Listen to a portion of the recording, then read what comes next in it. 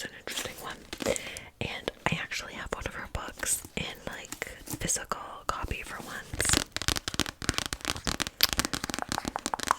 Normally I read her, or I read all of her books on Kindle Unlimited, which is amazing. But one of my mom's friends at work had just read it and was giving it away. So I asked to like steal it for this video, and then she can give it to someone else who will actually read the physical copy, since I've already read it. Yeah, I don't need this copy of it, but I won't say as much about what it's about because I did that in the last video, but I was pretty much 50% of the way through. The first half was very much just about building characters, kind of character development, nothing like well, I was gonna say nothing really crazy happened in the first half, except one thing. But yeah, this book should definitely have some sort of warning in the cover.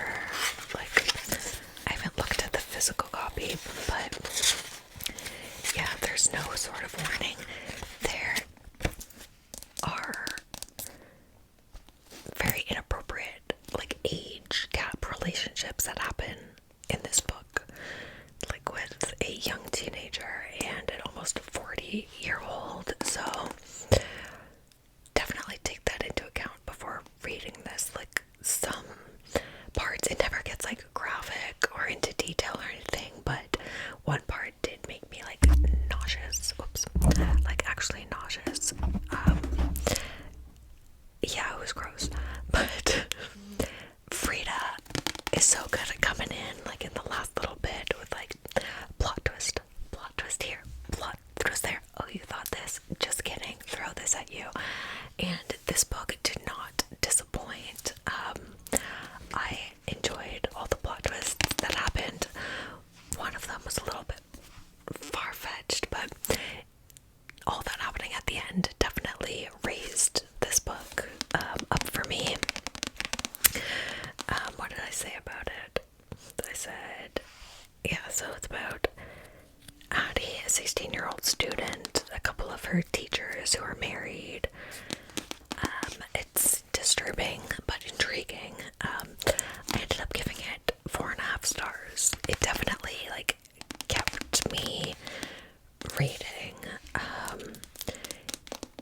I wouldn't say it's the most like thriller. Again, the first half was pretty slow, but I like that. I like when there's like a slow build up, like everyone is, making relationships, like that kind of stuff had to happen for the rest of it to happen, if that makes sense. And in all caps, the ending, yeah, the ending was pretty crazy. I think it made it all worth it, in my opinion. But yeah, I wrote 4.5 stars, but like thinking back, I'm thinking more 4-star. I don't think it was my favorite Freida read, but I still very much enjoyed it. Okie doke. The next bookie that I read is Finale.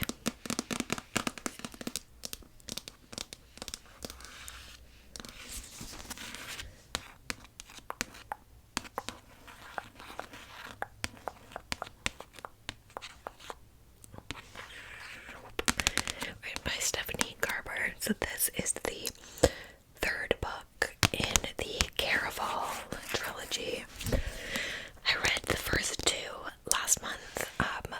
Freaking loved them. Like, the series is about this like magical game of sorts, like game for some, kind of show for others, called the Caraval, in this like fantastical world. Like, it's not on Earth, it's like a different, like they all have different names, for their lands and stuff, but very like fantastical. And like during these games you don't know exactly like what is real, what is not, which I really enjoyed. It is YA fantasy, like very easy read, very easy to understand, like not complicated magic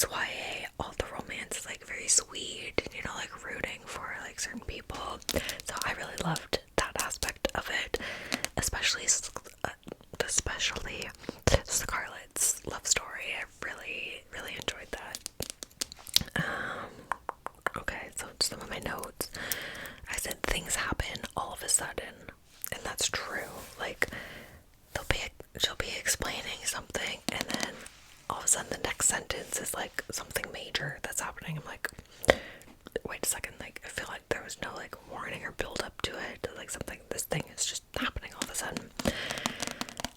Yeah, YA fantasy, I wrote sad. It was a little bit sad in parts. Like the mother is more in this book, and the storyline with their mother is a little bit sad. Oh, kind of said the same thing again. Things happen really quick without any warning. It's kind of weird. So I gave this one a 4-star. I gave Caraval, the first one, 5 stars. It was just so whimsical and magical. The second one was very similar to the first, in my opinion, which I also think I gave 4 stars. And then the story of this one, absolutely loved. But yeah, just some things brought it down to a 4 for me. And then I wrote, hard to explain my issue with the writing. It felt not fully put together and a little choppy. It didn't flow perfectly the same way as it is, and it's... Okay, obviously did not finish that thought. Then I wrote my next point. Loved the story, however. So yeah, that is my thoughts on this one. I won't say anything more about the story since it's the finale, the last book in the trilogy, and I don't want to ruin it for you in case you want to read it, which I completely recommend, by the way. Loved this trilogy a lot, and a novella comes out this winter, I believe, which I've already pre-ordered. Okie dokie. The next book that I read this on audiobook during my commute, but I also happened to have the physical copy. So this is The Love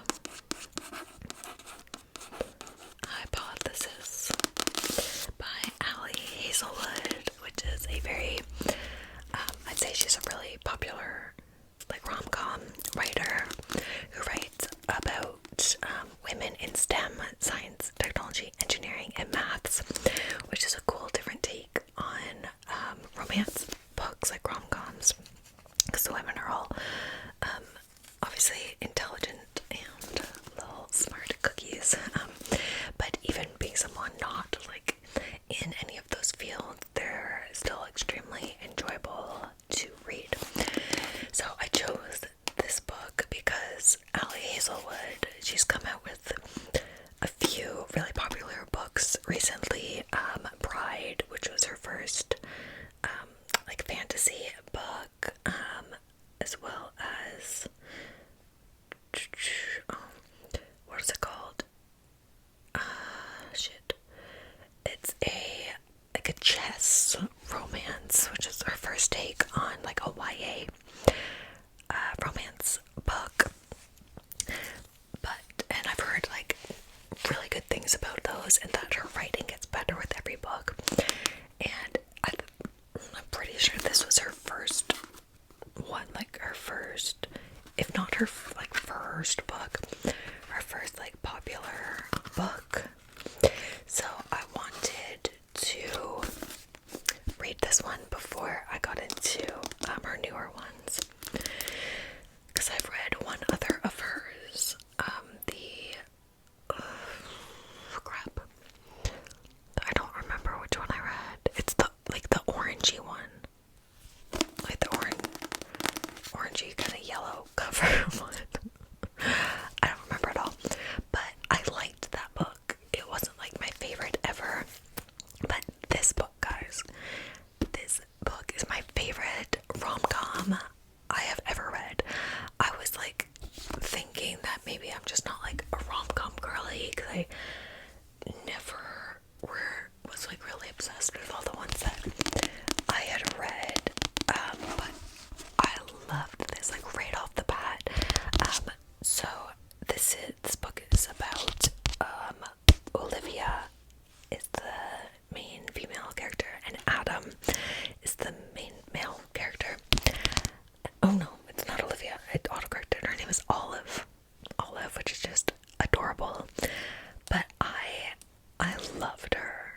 loved her so much as a character. And I think part of the reason why I really loved her and what kind of drew me into it as well was that I've felt a lot of similarities with her. So I wrote, I am like Olive. Like, our features were very similar. She had like brown hair and like the same kind of greeny eye color as me. Our heights were similar. Our ages are similar. Appetite. I don't know what I meant by that. Appetite.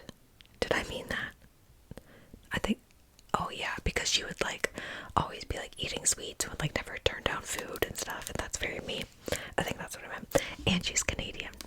The book takes place in the States, but yeah, she's Canadian, so shout out Canada.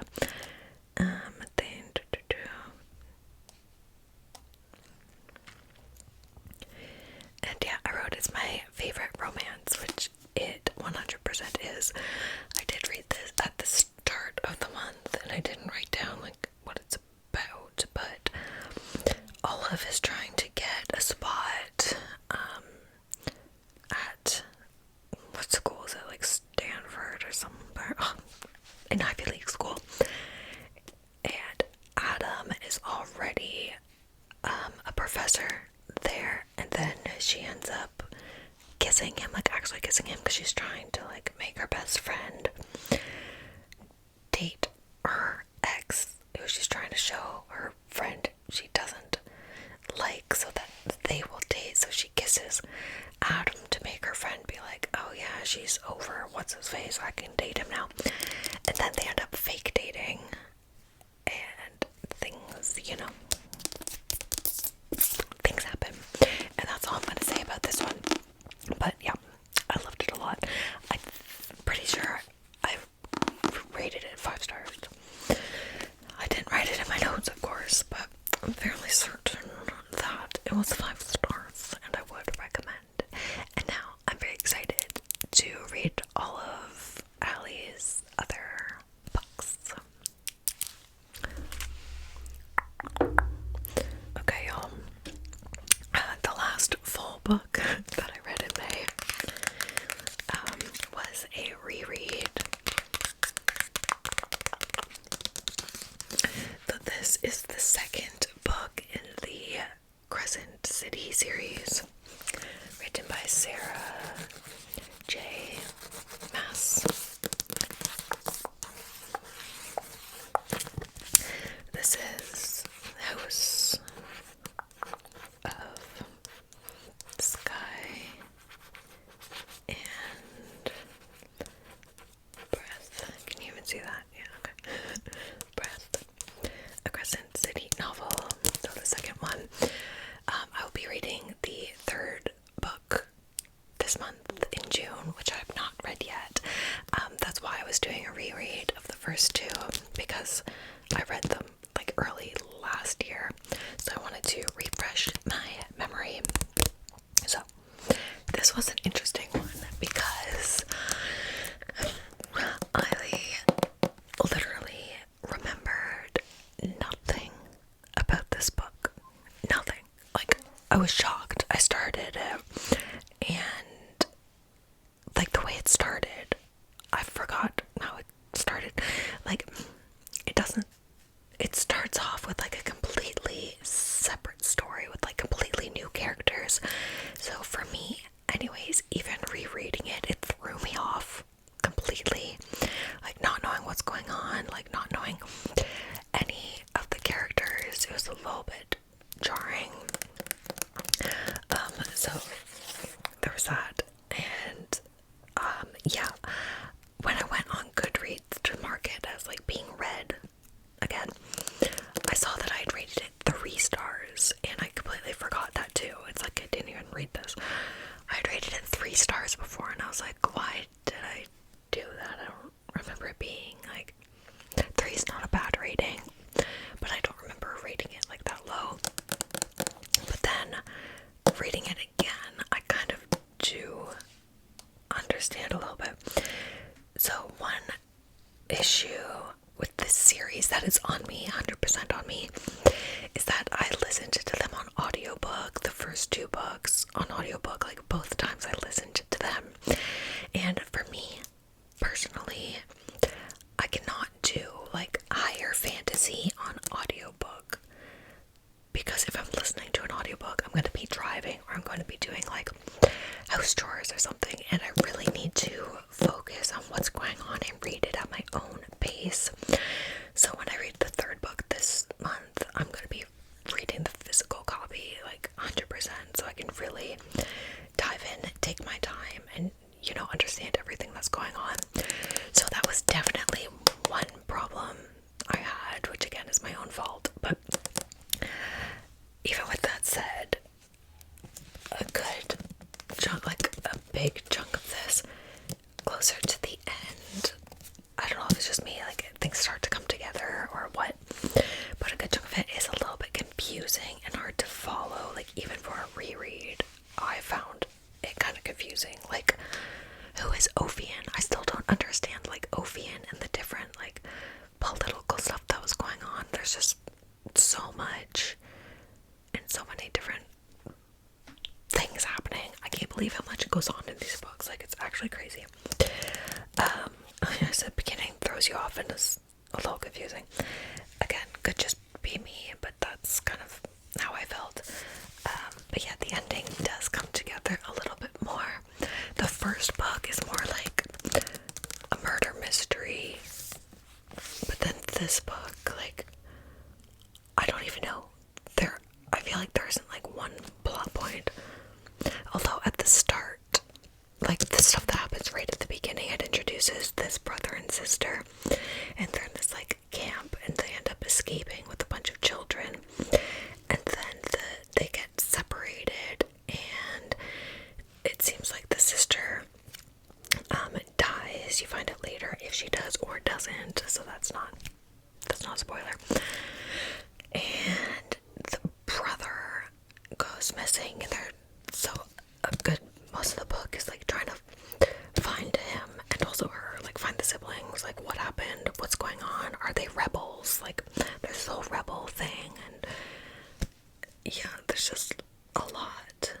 But then Bryce and Hunt, I fucking love them. I do love Bryce, like she's one of my favorite main characters ever, like just her sass, she's love her. But yeah, the ending of this book is wild. Like, it's insane. The end of the book is very good, and then the last sentence of this book is actually mind-blowing. So I think I might actually rate it a 4-star on my second read. And now I cannot wait to jump in to the 3rd book. Okay, on to my last read. This one is one that I am halfway through. Not even. I started the Chestnut Springs series. This is a romance series. There are 5 books. The last one came out like not that long ago. I'm not sure if that's it for the series. But the first one is Flawless, written by Elsie Silver. I've definitely talked about this series before on this channel, probably like multiple times, honestly. But yeah, this is a romance, and I had a feeling I was going to like it because it takes place in Alberta. I don't think it takes place in Calgary, but like in Alberta, Canada. So again, shout out Canada. So love that. Like right off the bat, it's a little bit relatable. The author is Canadian. It's like cowboy romance. Like, I was set up for a good time. But again, like with me in romance, I wasn't 100% sure that I was, gonna get into it, gonna love it. But thankfully I do. I'm only like 25%, actually, like a little bit over 25% of the way through, and I really like it so far. Like, it hooked me straight from the beginning. I was interested, I was into it.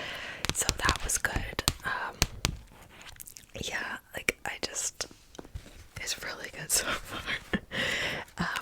So the main female character, her name is Summer, and she works for her father's like PR firm, and one of their clients is a famous bull rider, and he ends up getting into like some hot water, loses some sponsorships, and Summer's dad tasks her with basically being the bull rider's babysitter. His name is Red, and so she ends up going to like live on their farm, and she's a city girl. So city girl, country boy, kind of, you know, he's at first hates this arrangement because he's a 32-year-old man and he's being sent like this 25-year-old girl to watch over him. Like, no. And he's actually a childhood crush of hers, so she's like, that's kind of in the back of her mind, but she's also very professional and put together, but she's kind of learning the ropes of like country life, and I really like it so far. Yeah, so I'm excited to continue this series, and this was also a nice little kind of palette cleanser because I started this like near the end of this, so there was some heaviness, so it's nice to go into this. And then also for June, I didn't get to. My plan for May was to read the final Magnolia Parks book, which I obviously did not get to. That is 100% a plan for this month. So finish Flawless, Magnolia Parks, Crescent City 3. Two of those books are massive, so I don't know if I want to really say anything else. Oh, also, The Only One Left by Riley Sager. On my last book video, you guys said so much about the books in those videos. That was so helpful, and I'm honestly even more excited to read all those books now, so thank you for that. Okay, I'm going to go. Thank you all so very much for watching. Make sure to